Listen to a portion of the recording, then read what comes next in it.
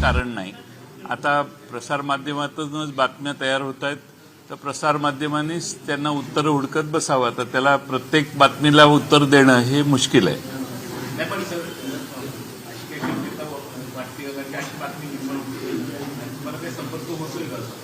मला कोणी संपर्क केलेला नाही. माझ्या सर्व आमदार जे आमचे आहेत त्यांचा सकाळपासून माझा संपर्क झाला. सगळे जागेवर आहेत. कुणी कुठं जाण्याचा प्रश्न उद्भवत नाही. अजिबात नाही.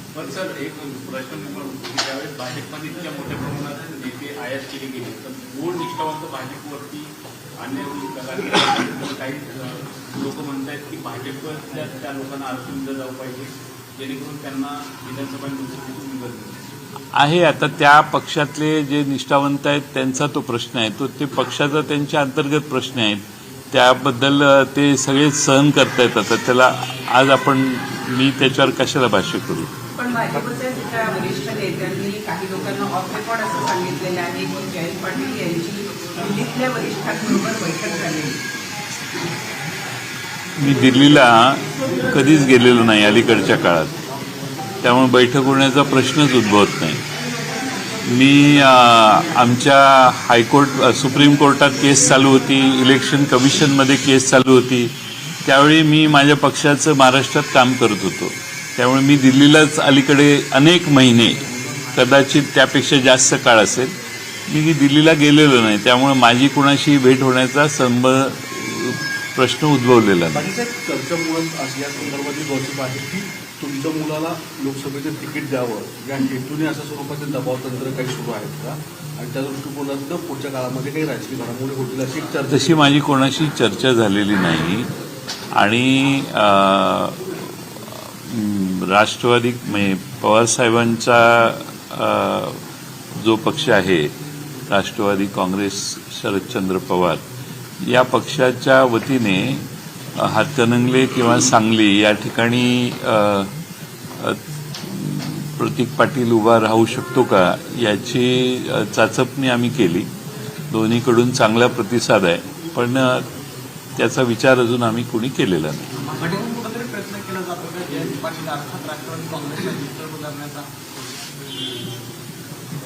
आता हा प्रश्न तिकडे विचारायला पाहिजे ना तुम्ही. आपण कसं काय बोलणार. जे प्रश्न तिकडे त्यांच्याकडे उमेदवार नाही किंवा उमेदवार पडण्याची शक्यता दिसते, जे महाविकास आघाडीचं वातावरण महाराष्ट्रामध्ये दिसते, सर्व जे बोलत आहेत त्यानुसार. त्यामुळे सुद्धा तरी विरोधी पक्षाच्या चेहऱ्यांना आपल्या पक्षात उभं घेण्याचा प्रयत्न काय. आता बरेच चेहरे तिकडे गेलेले आहेत, पण जनतेच्या मनात काय आहे ते निवडणुकीनंतरच कळेल आपल्याला. पाटील साहेब, तुम्ही आता म्हटलं की प्रतीकेला त्यांच्या नावाला खूप चांगला प्रतिसाद आहे, पण तिथून विद्यमान खासदार म्हणजे राजकीय यांचं पण नाव पुढे येत आहे, त्यामध्ये चर्चा आहे. यामुळे कदाचित प्रतीक पाटील हे पर्यायी मार्ग स्वीकारतील का असा एक प्रश्न उपस्थित होतोय. तशी एक चर्चा खूप स्थानिक लेवलला सुरू आहे. परंतु राजू शेट्टी यांनी आमच्याशी कोणतीही चर्चा केलेली नाही. आघाडीची चर्चा ज्यावेळी झाली त्यावेळी त्या मतदारसंघाची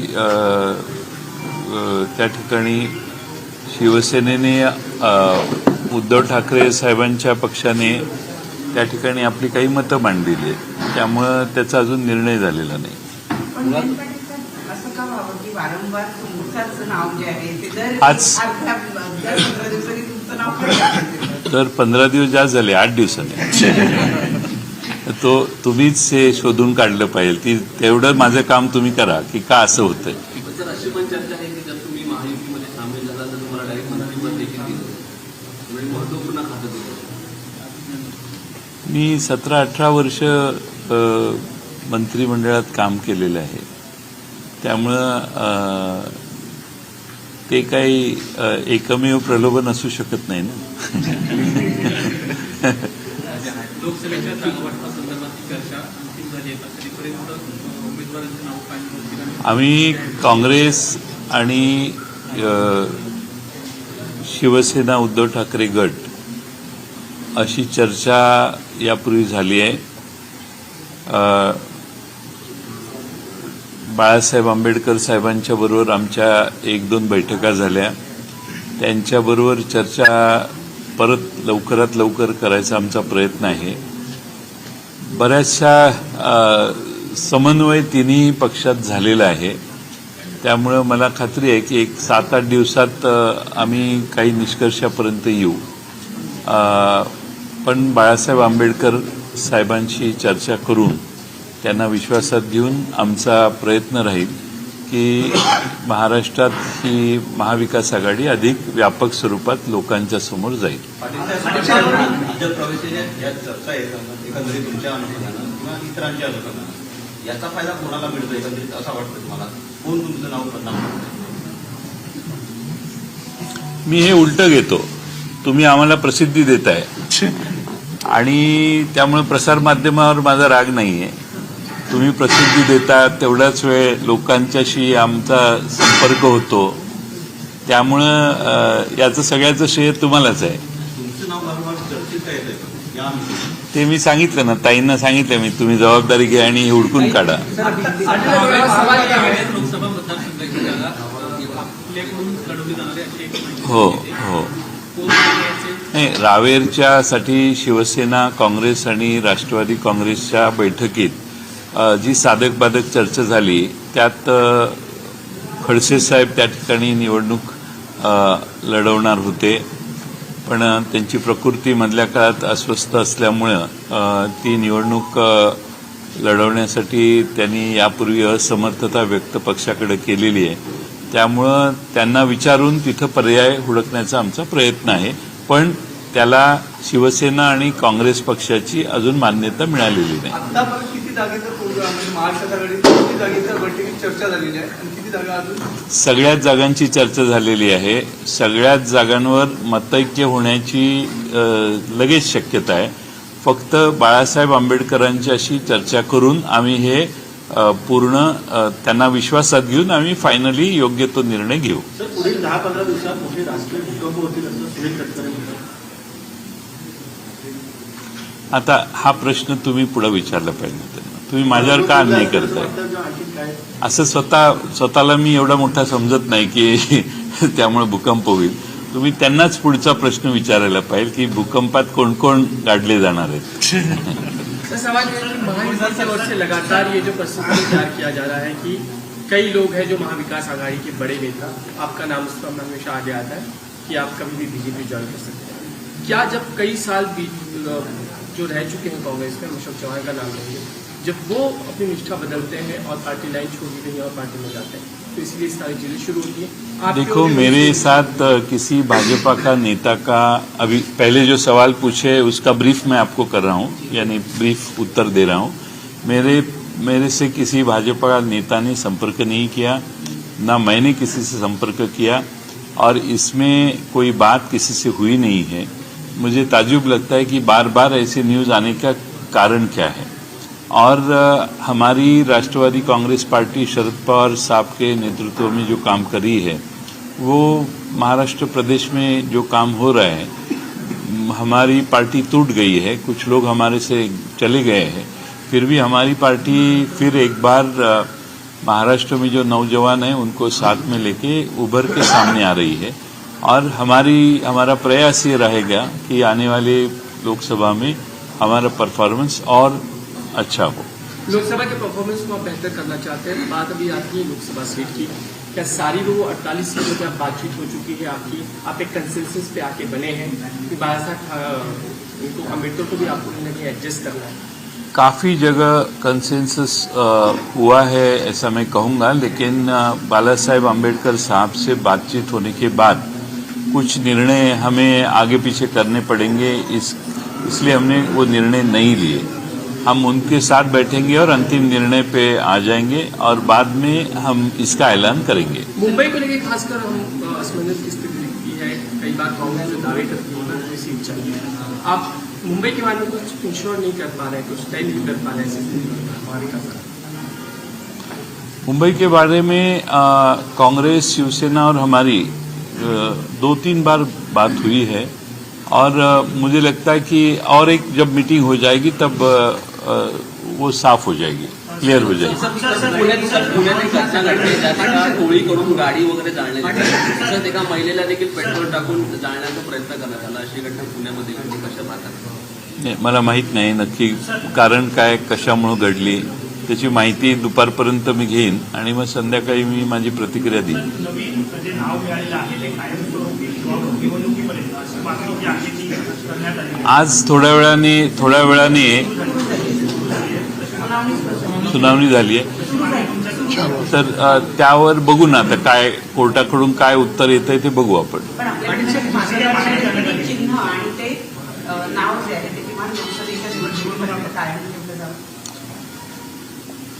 मला एक्झॅक्ट कोणत्या मुद्द्यावर आम्ही काय मागणी केली हे मला माहीत नाही.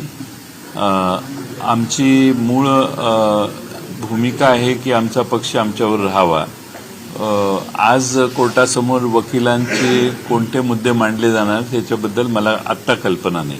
सर, नितेश राणे यांच्या वादग्रस्त भाषणाचा व्हिडिओ जो आहे तो व्हायरल आहे. पोलीस जे आहे ते मला काही करू शकत नाही, माझे व्हिडिओ तयार करतील आणि माझ्या फक्त बायकोला दाखवतील असं विधान त्यांनी. याच्याकडे आपण कसे बघता? This is my question to you. म्हणजे माझा उत्तर देतो मी, पण कशाबद्दल अभिमान बाळगायचा आणि कोणत्या स्तराची भाषा सार्वजनिक जीवनात वापरायची, अगदी विरोधकांच्यावरही बोलत असताना सबुरीने बोलायची महाराष्ट्रात आजपर्यंतची परंपरा आहे. त्या सर्वांना छेद गेलेला आहे. भारतीय जनता पक्षाच्या एका महत्त्वाच्या नेत्यांच्या महत्त्वाच्या मुलाने जो लोकप्रतिनिधी राहिलेला आहे त्याने अशी भाषा वापरणं हे भारतीय जनता पक्षाला कितपत मान्य आहे हे समजून घेणं आवश्यक आहे. भारतीय जनता पक्षाला ही भाषा मान्य आहे का याचा खुलासा भारतीय जनता पक्षाच्या नेतृत्वाने केला तर महाराष्ट्राला थोडीशी माहिती अधिकची मिळेल. त्यांनी असं म्हटलेलं आहे कोल्हापूर पाटलांनी, त्यांनी असं म्हटलंय की आम्ही आधी काँग्रेस राष्ट्रवादी बरोबर लव्ह मॅरेज केलं, मग नंतर तलाक घेतला, मग परत आता लग्न केलेलं आहे आणि आता आमचा विकासाचा संसार सांगतोय अशा पद्धतीचं वक्तव्य त्यांनी केलं. नाही, किती वेळा तलाक घेतला, किती वेळा लग्न केलं हे फार महत्त्वाचं नाही. जिथे आहे तिथं संसार सुखाचा आहे का, तो संसार सुखाचा असेल तर काही कुणाची चिंता नाही, कोणी मग त्याच्यात पडणार नाही. पण तो संसार सुखाचा दिसत नाही ही तर महाराष्ट्राची समस्या आहे. स्थानकात गोळीबार केला, पुन्हा बरेच काही दंगलीचे पण प्रयत्न झाले, पण विरोधक कुठंच रस्त्यावर उतरताना दिसत नाही. म्हणजे गृह विभाग नाही, आता पोलीस स्टेशनवर जाऊन जर गोळीबार होत असेल तर ही दहशतच आहे ना. आंदोलन करताना निषेध अनेक ठिकाणी व्यक्त झाले. लोक आता व्यक्त कमी होतात, पण प्रत्येकाला हे म्हणजे अशा जबाबदार आमदारांच्याकडून अशी भूमिका अशी घटना घडली याचं म्हणजे महाराष्ट्रात न कधी घडलेली घटना आहे. It is very surprising. त्यामुळं या सगळ्या गोष्टी भविष्यकाळात लोकांच्या पुढे येतीलच. मराठा आरक्षणासंबंधी उद्या एक महत्वाचं अधिवेशन होणार आहे, मात्र हे विधेयक चर्चेविना पारित होण्याची शक्यता यापूर्वी दोनदा कोर्टात मराठा आरक्षण टिकलं नाही, कसं बघता? नाही, आता उद्या राज्यपालांचं अभिभाषण होण्याची आहे आणि त्यानंतर चर्चा किती जणांनी करायची ह्याविषयी माझ्या माहितीनं गटनेते बसून चर्चा करणार आहेत. तेवढे मर्यादित स्वरूपात चर्चा होईल, कारण मराठा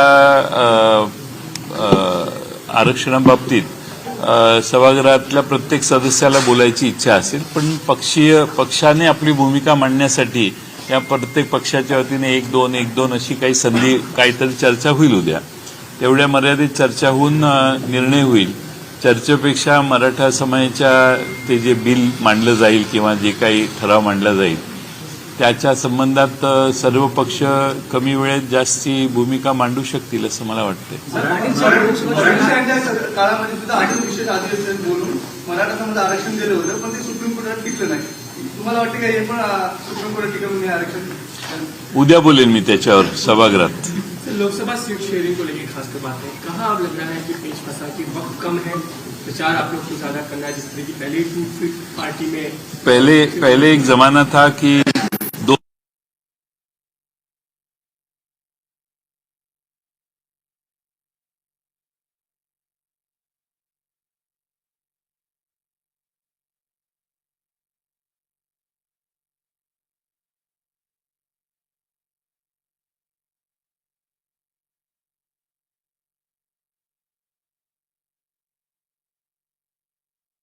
सामने रखने की हम पूरी कोशिश कर रहे हैं। राज ठाकरे यांनी सीटों पर उद्धव ठाकरे की पार्टी ने इलेक्शन कोऑर्डिनेटर नियुक्त किए हैं, कहीं ना कहीं 18 सीटों पर दावा की भी बात की जा रही है, तो इसे आप कैसे देखते हैं? कोई पेच फंसा है क्या?